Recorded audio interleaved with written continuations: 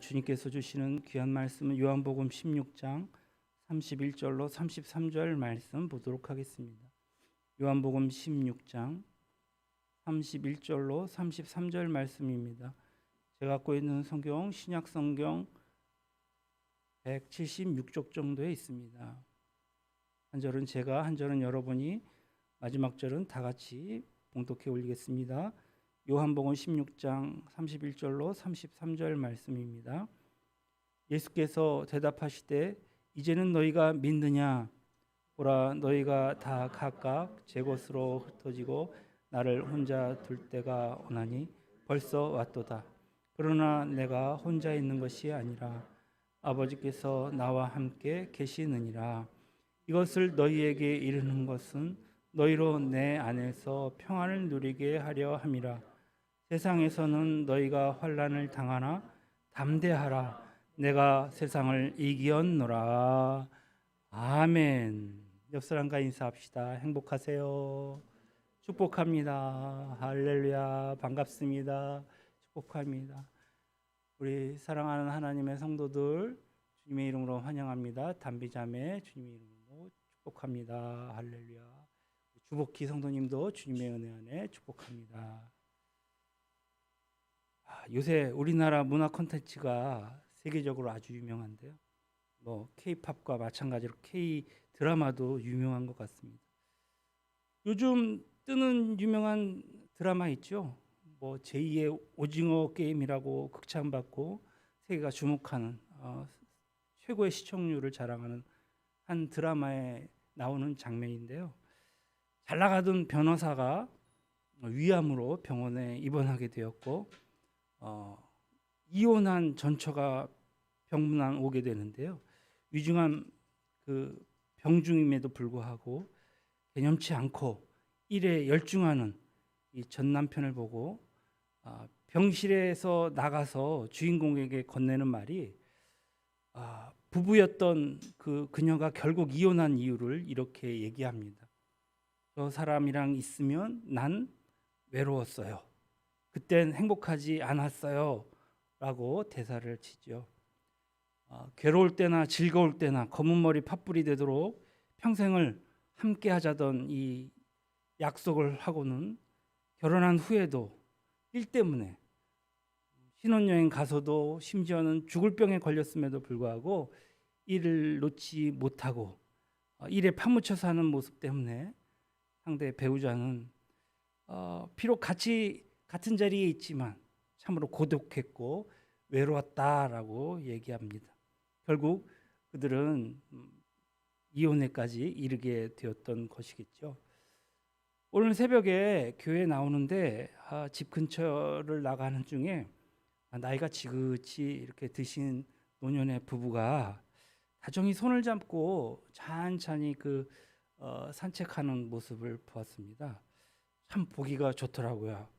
다정히 손잡고 이렇게 걷는 모습이 어떻게 저렇게 서로 이렇게 의지하면서 도란도란 얘기하면서 저렇게 갈 수 있을까?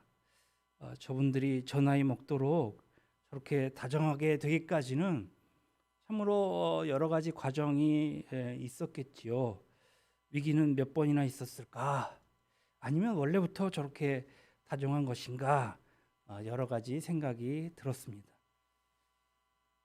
여러분이 잘 알듯이 이번 물난리에 서울은 강남, 서초, 관악, 동작구 등 남쪽 지역을 중심으로 비가 집중적으로 내려서 큰 피해를 보았습니다.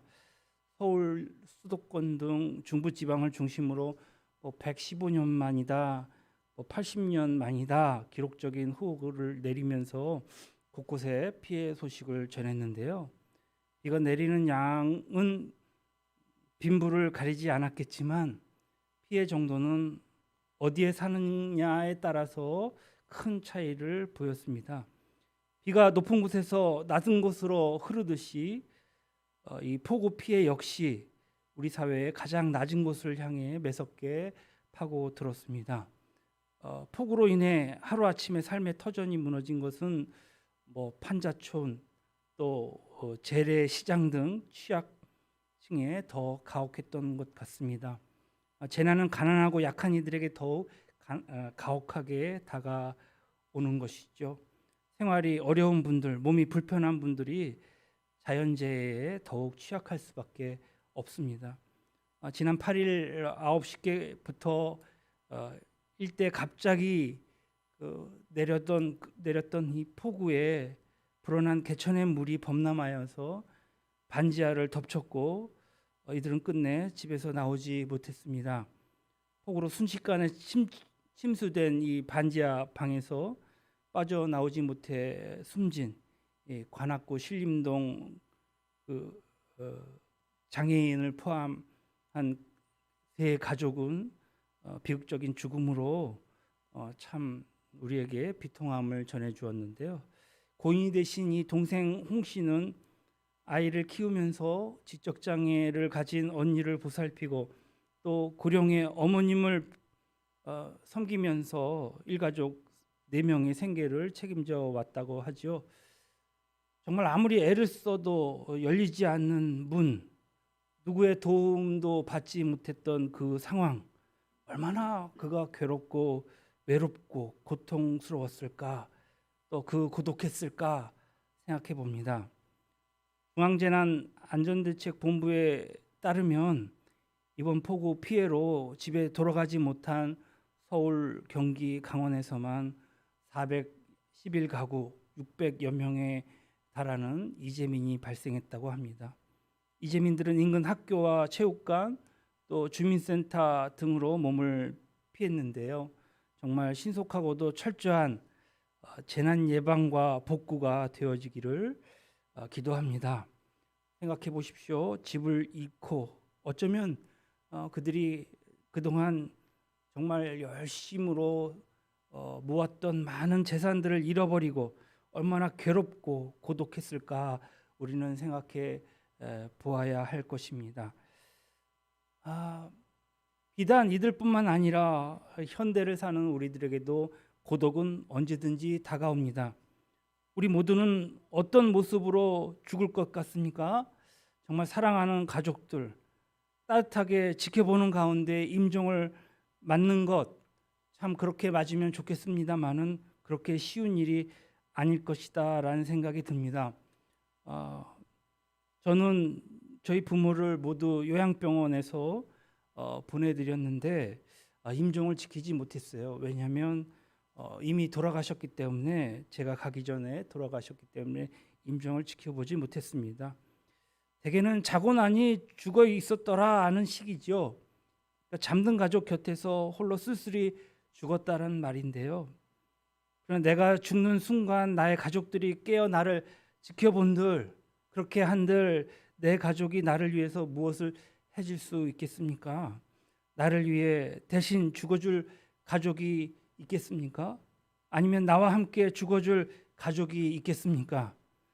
가족이 지켜보는 가운데서도 인간은 철저하게 혼자 죽어야 합니다.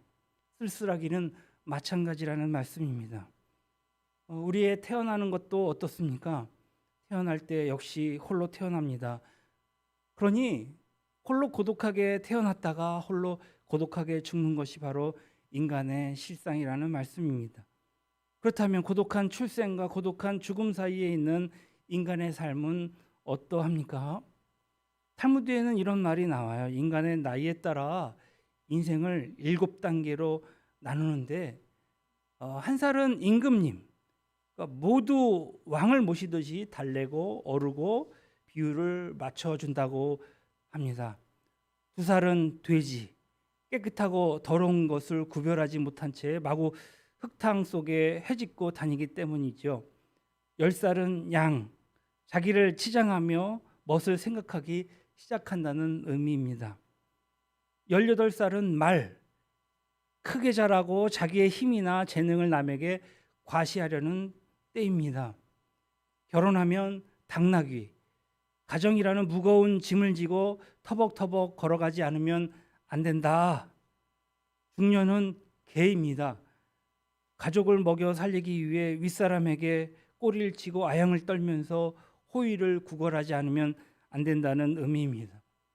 노년은 원숭이, 늙어서는 어린이로 되돌아가 모두의 사랑을 받길 원하지만 아무도 관심을 기울여주지 않는다는 뜻입니다. 이 탈무드 내용이 우리에게 시사하는 바가 무엇일까요? 내가 아무리 가장이라는 무거운 짐을 지고 당나귀처럼 정말 숨이 차도록 터벅터벅 걸어도 사람들은 나의 고통을 모른다는 것입니다. 내가 가족을 부양하기 위해 개처럼 비굴할 정도로 꼬리를 치며 다녀도 내 가족들은 그 사실에 대해서 정말 10분의 1도 아니 100분의 1도 모른다는 말이겠죠. 이제 나이가 들었습니다. 은퇴했습니다. 그 뒤에 사람들의 그 따뜻한 관심 속에서 정말 살고 싶은데 아무도 거들떠보지 않는다는 것이죠. 사람들은 언제나 재주를 부리는 젊은 원숭이들에게만 그 관심을 돌릴 뿐 몸도 제대로 가누지 못하는 늙은 이에게는 관심조차 없기 때문입니다. 한마디로 인간은 고독한 존재라는 것입니다. 그 주위의 사람들이 인산인해를 이루고 있다 할지라도 결국 인간은 철저하게 홀로 태어나 철저하게 홀로 살다가 철저하게 홀로 죽는 고독하기 짝이 없는 존재인 것입니다. 에덴 동산의 아담과 하와를 보십시오. 그들은 하나님에 의해 창조된 인류 최초의 부부입니다. 그럼에도 불구하고 그들은 동시에 창조되지 않았습니다. 아담이 먼저 창조된 후에 하와가 창조되었지요. 그들은 각각 홀로 창조된 것입니다. 아담은 흙으로 빚어진 데 반해 하와는 아담의 갈빗대로 만들어졌습니다. 아담은 남자로 만들어졌지만 하와는 여자로 만들어졌습니다. 그들 사이에는 결코 일치될 수 없는 엄연한 차이가 상존하고 있습니다. 이것은 무엇을 의미하고 있습니까? 아담과 하와는 함께 있었지만 동시에 그들에겐 철저한 존재적 고독이 있었음을 의미합니다. 다시 말하면 하나님께서는 인간을 고독한 존재로 만드셨음을 의미합니다. 그래서 고독은 산속에 있는 것이 아니라 거리를 가득 메운 군중 속에 있으며 그것도 사람과 사람 사이에 존재하고 있는 것입니다. 그렇기에 타인과의 그 사이에만 고독이 있는 것이 아니라 어쩌면 한 지붕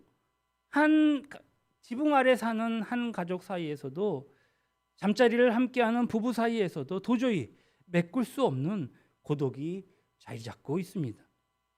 도대체 하나님께서는 왜 인간을 그처럼 고독한 존재로 만드셨습니까? 우리는 그 해답을 오늘 본문에서 찾아볼 필요가 있습니다.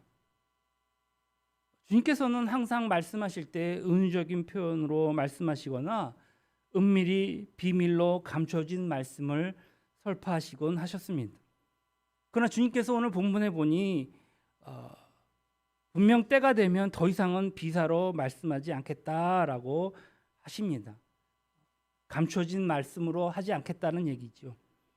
제자들은 지금 주님께서 비사로 말씀하시지 아니하시겠다고 해서 그때를 지금 당장이라고 속단하여서 야 이제 때가 되었구나. 주님께서 비로소 정계에 진출하시거나 아니면 이 비겁한 세상의 왕을 다 몰아내고 새로운 왕이 되실 거야. 그렇게 오해를 알고 우리는 이제 주님을 알고 주님을 믿고 주님을 확신해 라며 자만하여 고백하는 것을 보게 됩니다. 그러나 바로 그 순간이야말로 주님에 대한 제자들의 배신이 시작되는 순간이었습니다. 오늘 본문은 이렇게 증거하고 있습니다. 31절, 32절 상반절에 예수께서 대답하시되 이제는 너희가 믿느냐? 보라, 너희가 다 각각 제 곳으로 흩어지고 나를 혼자 둘 때가 오나니 벌써 왔도다. 주님을 향한 확신의 고백을 행하는 제자들, 그 자신만만한 얼굴에는 주님은 벌써 배반의 기미를 읽고 계십니다. 그들의 고백의 여운이 채 가시기도 전에 주님을 찬양하던 바로 그 입으로 오늘 주님을 부인하고 저주하리라는 것을 주님은 미리 알고 계셨던 것 같습니다. 그들이 남이었던가요? 그렇지 않지요. 주님께서 3년 동안이나 거두어 주셨고 당신의 사랑하는 제자를 삼아 주셨습니다. 그렇다면 지금 배신의 길을 떠나는 그 제자들이 얼마나 가증스러웠겠습니까? 그리고 미련 없이 배신의 길로 돌아서는 제자들의 등을 보시며 주님께서는 얼마나 고독하시겠습니까?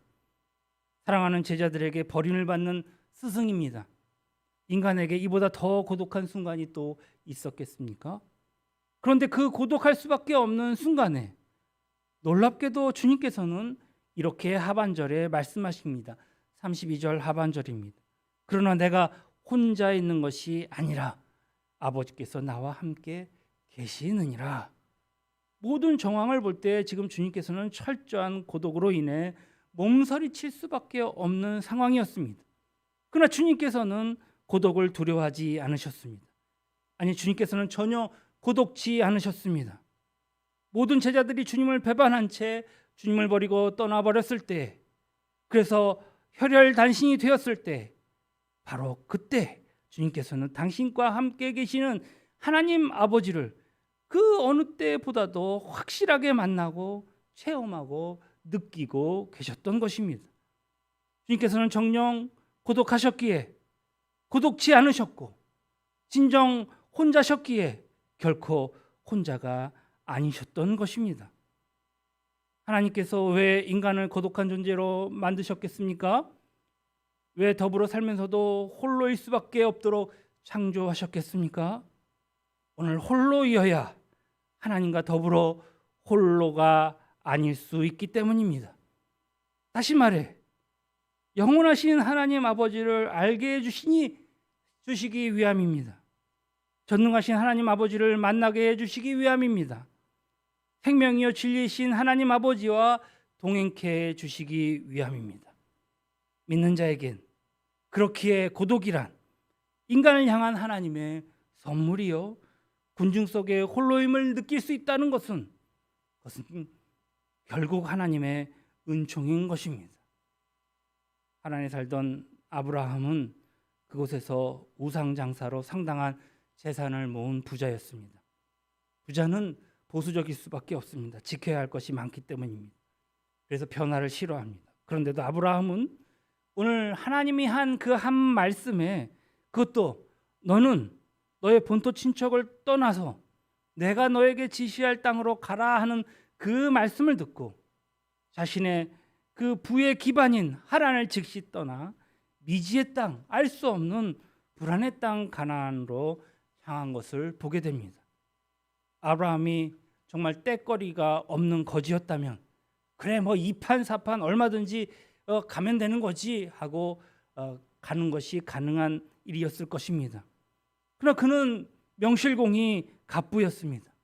그 갑부가 어떻게 하나님의 그 한 말씀에 그토록 철저하게 순종할 수가 있었겠습니까? 오늘 성경을 보니 이사야서에 그 해답을 제시하고 있습니다. 이사야서 51장 2절 말씀에 너희 조상 아브라함과 너희를 낳은 사라를 생각하여 보라. 그리고 아브라함이 혼자 있을 때에 내가 그를 부르고 그에게 복을 주어 창성하게 하였느니라.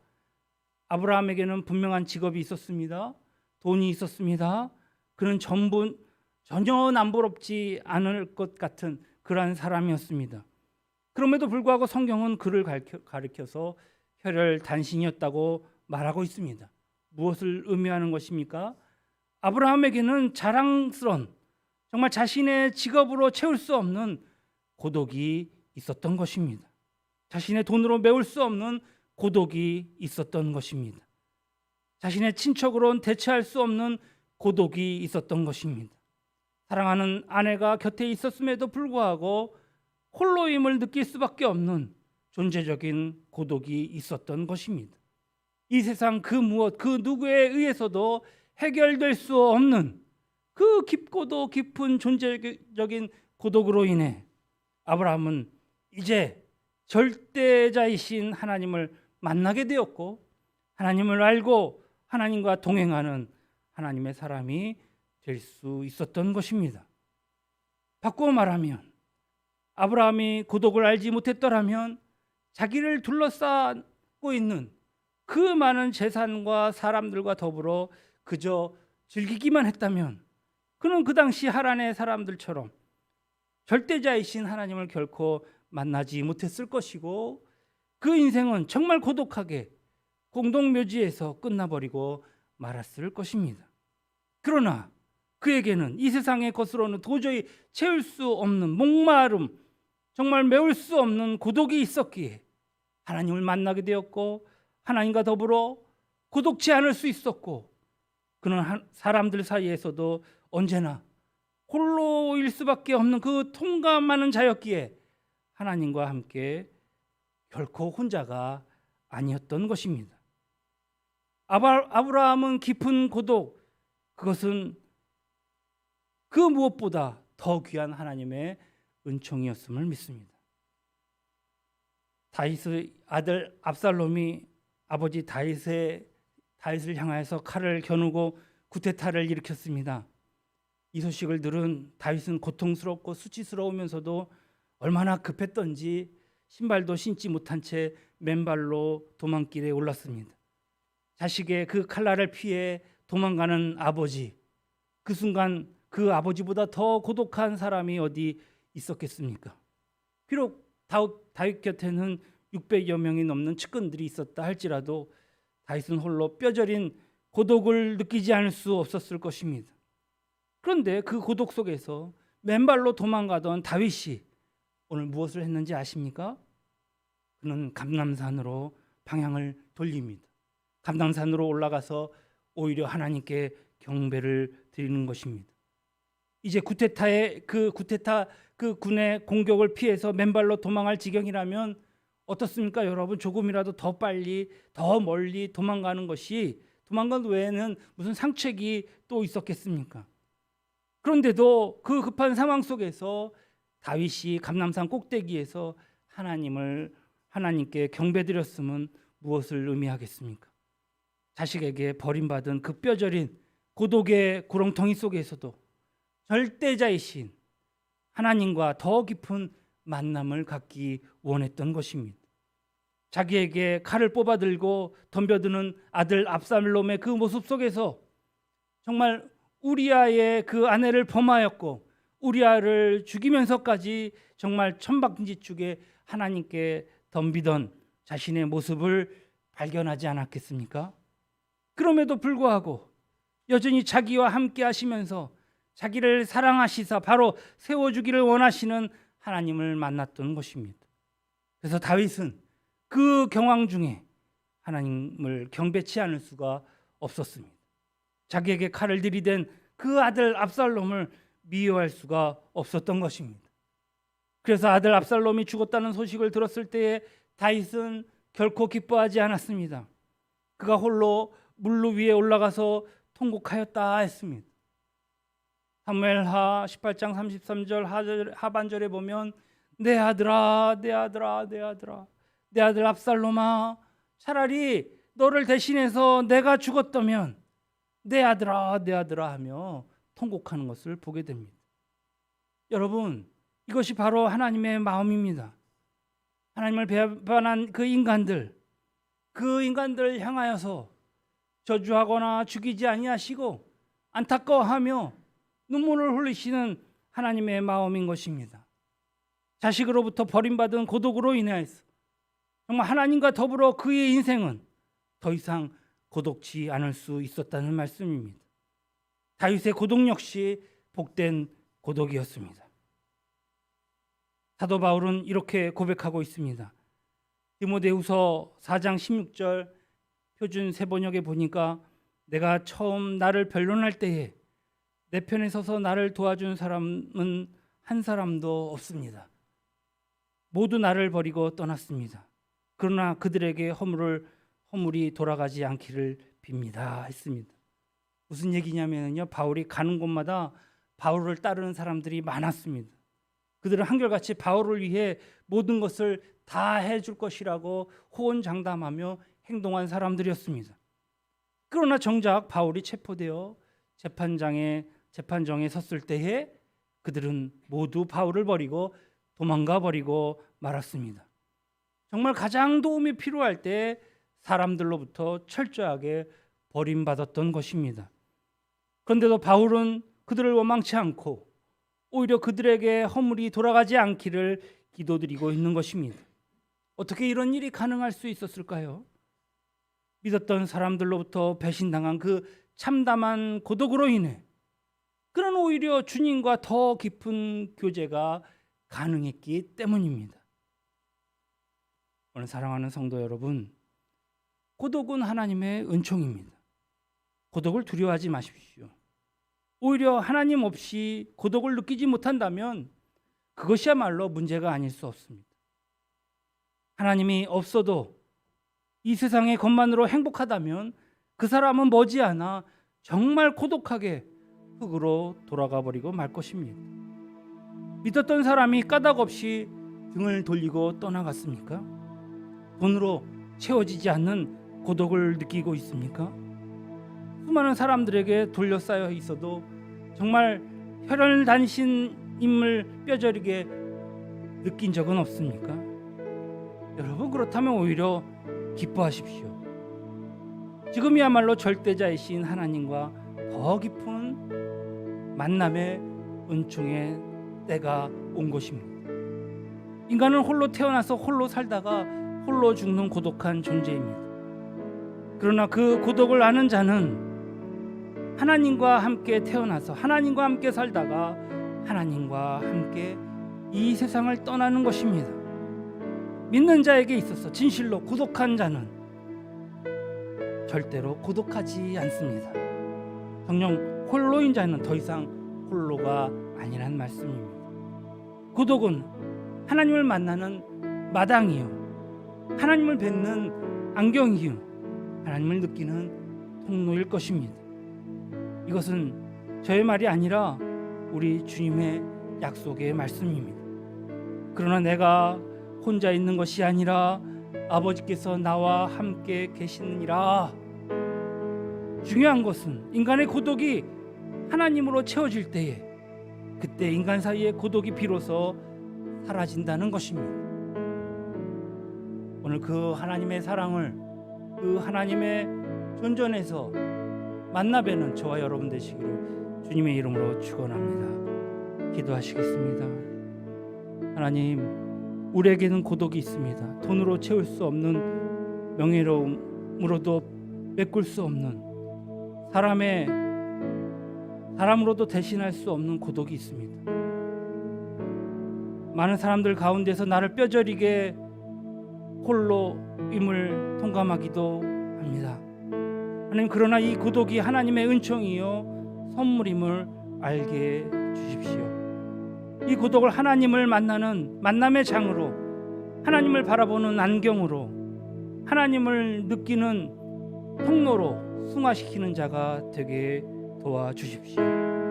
나의 존재적인 고독을 하나님의 사랑으로 채우며 사람과 사람 사이의 고독이 소멸되게 도와주십시오. 나의 고독을 하나님의 생명과 진리로 채우고 더불어 사는 모든 사람들과 삶을 기쁨으로 나누며 누리게 도와주십시오.